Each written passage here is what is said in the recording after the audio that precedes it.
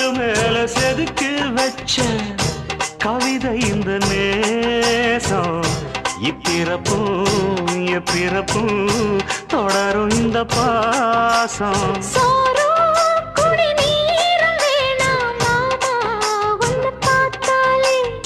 ஆறும்